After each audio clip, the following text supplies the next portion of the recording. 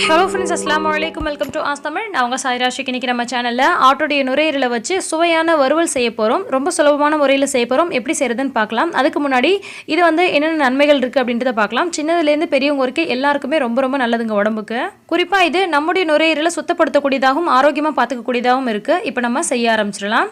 இதுக்கு தேவையான மசாலாவை ஃபஸ்ட்டு ரெடி பண்ணிக்கலாம். 1 டேபிள் ஸ்பூன் போல் மிளகு சேர்த்துருக்கேன். 1 டேபிள் ஸ்பூன் போல் சீரகம் சேர்த்துருக்கேன். ஒரு குக்கர்லேயோ அல்லது ஒரு கடாயிலையோ இதை நம்ம வறுத்து விட்டு எடுத்துடலாம்.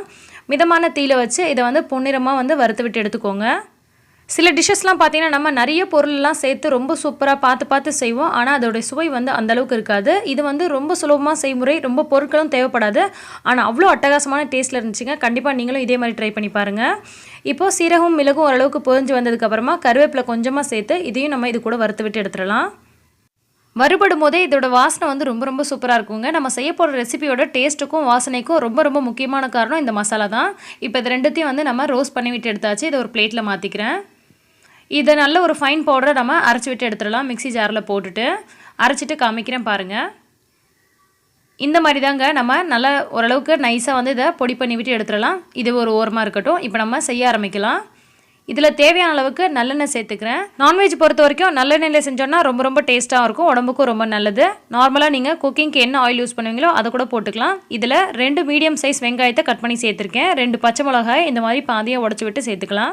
சமைக்கவே தெரியாதவங்க கூட இது ரொம்ப ஈஸியாக செய்யலாங்க. ஏன்னா இதில் அதிகப்படியான எந்த இன்க்ரீடியன்ஸுமே கிடையாது. ரொம்ப சிம்பிளாக செய்யக்கூடியது தான். ஆனால் டேஸ்ட் வைஸ் ரொம்ப ரொம்ப சூப்பராக இருக்கும். கண்டிப்பாக ட்ரை பண்ணி பாருங்கள். இது இப்போ இந்த மாதிரி நல்ல பொன்னிறமாகிறது வரைக்கும் வதக்கி எடுத்தாச்சு. இந்த மாதிரி நல்லா வதங்கி இருக்கணும். இப்போ இதில் நம்ம தேவையான மசாலா பொருட்கள் சேர்த்துக்கலாம். 1/2 டீஸ்பூன் அளவுக்கு மஞ்சள் தூள் சேர்த்துக்கிறேன். 1 டீஸ்பூன் அளவுக்கு மிளகாய் தூள் சேர்த்துக்கிறேன். நம்ம மிளகு வறுத்து அரைச்சிருக்கோம் இல்லையா, அதனால் மிளகாய் தூள் கொஞ்சம் கம்மியாகவே போட்டுக்கலாம். 1/2 டீஸ்பூன் அளவுக்கு மல்லித்தூள் சேர்த்துக்கிறேன். தேவையான அளவுக்கு உப்பு சேர்த்துக்கலாம். இவ்வளோ தாங்க மசாலா பொருட்கள். அதிகமான எந்த மசாலா பொருட்களும் நம்ம இதில் ஆட் பண்ண போகிறதில்ல. ஆனால் ரொம்ப சூப்பராக இருக்கும். இது நல்லா வதக்கிடலாம் 1 நிமிஷம் போல். இந்த சமயத்தில் அடுப்பை நல்லா சிம்மில் வச்சுட்டு இந்த மசாலா பொருட்களை இந்த எண்ணெயில் நல்லா வதக்கி விட்டுக்கோங்க. இப்போ நம்ம வாஷ் பண்ணி கழுவி நல்லா சுத்தமாக எடுத்து வச்சுருக்க இந்த நுரையீரல் இருக்கு இல்லையா, அதை நம்ம இது கூட சேர்த்துக்கலாம். நுரையீரலையும் சேர்த்துட்டு ஒரு 30 செகண்ட் போல் இந்த மசாலா கூட நல்லா இந்த மாதிரி கிளறி விட்டுக்கலாம். இன்றைக்கி நான் ஒரு ஆட்டோடைய நுரையீரல் எடுத்துருக்கேங்க. இது பார்த்திங்கன்னா 1/2 கிலோவுக்கு கொஞ்சம் கம்மியாக இருந்துச்சு. ஸோ நீங்கள் எந்த அளவுக்கு எடுக்கிறீங்களோ அதுக்கேற்ற மாதிரி வெங்காயமும் மசாலா பொருட்களும் பார்த்துட்டு சேர்த்துக்கோங்க. உப்பு காரம்லாம் உங்களுக்கு ஏற்ற மாதிரி சேர்த்துக்கோங்க. நார்மலாகவே நீங்கள் கறியாக எடுக்கிறத விட ஆட்டோடைய உறுப்புகள், மற்ற உறுப்புகளை நீங்கள் சமைச்சு சாப்பிட்டீங்க அப்படின்னு சொன்னால் உடம்புக்கு ரொம்ப ரொம்ப நல்லதுங்க. கறியில் இருக்கக்கூடிய சத்தை விட இதில் 3-4 மடங்கு அதிகமாக இருக்குது. இந்த சமயத்தில் 1 கப் போல் தண்ணி சேர்த்துட்டு 1 டேபிள் ஸ்பூன் போல் இஞ்சி பூண்டு விழுது சேர்த்துக்கிறேன். இஞ்சி பூண்டு விழுது வதக்கி செய்யும் போது ஒரு டேஸ்ட்டில் இருக்குது, வதக்காமல் இந்த மாதிரி செய்யும் போது வேறு ஒரு டேஸ்ட்டில் இருக்குது. ஆனால் ரொம்பவே நல்லா தான் இருந்துச்சு. இப்போ இது கூடவே நம்ம அரைச்சி வச்சிருக்க அந்த மசாலா பொடி இருக்கு இல்லையா, அதையும் நம்ம இது கூட சேர்த்துக்கலாம். கருவேப்பிலை, மிளகு, சீரகம் சேர்த்து நம்ம வறுத்து விட்டு அரைச்சி எடுத்துருக்கோம். அந்த மசாலாவை இது கூட சேர்த்து இந்த மாதிரி நல்லா கலந்து விட்டுக்கலாம்.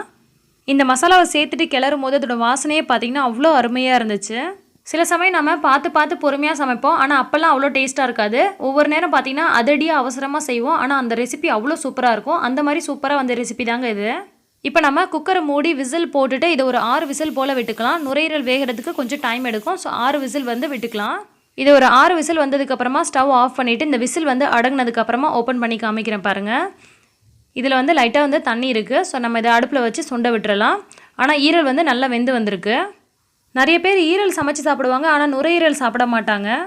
ஆனால் இதில் அவ்வளோ நல்ல பயன்கள் இருக்குங்க. நுரையீரலில் சளி இருக்கிறவங்க, நெஞ்சு சளி இருக்கிறவங்க, ஆஸ்மா பேஷண்ட்ஸ்லாம் கூட இது சமைச்சு சாப்பிட்றதுனால நெஞ்சு சளியெல்லாம் பார்த்திங்கன்னா நல்லா கரைச்சி வெளியில் கொண்டு வரும். அதே மாதிரியே நம்மளுடைய நுரையீரலை ரொம்ப நல்லா சுத்தப்படுத்துங்க. நிறைய பேர் புகைப்பழக்கத்துக்கு, மது பழக்கத்துக்குலாம் அடிமையாக போயிருப்பாங்க. அவங்களுக்குலாம் பார்த்திங்கன்னா நிறைய இந்த பிரச்சனைகள் இருக்கும். நுரையீரல் கெட்டு போயிடுச்சு அப்படின்னு சொல்லுவாங்க. அவங்களுக்கெல்லாம் கூட நீங்கள் இந்த மாதிரி செஞ்சு கொடுத்தீங்க அப்படின்னு சொன்னால் அவங்களுடைய நுரையீரல் ரொம்ப பலமாக இருக்கும். எந்த விதமான பாதிப்பும் அடையாது.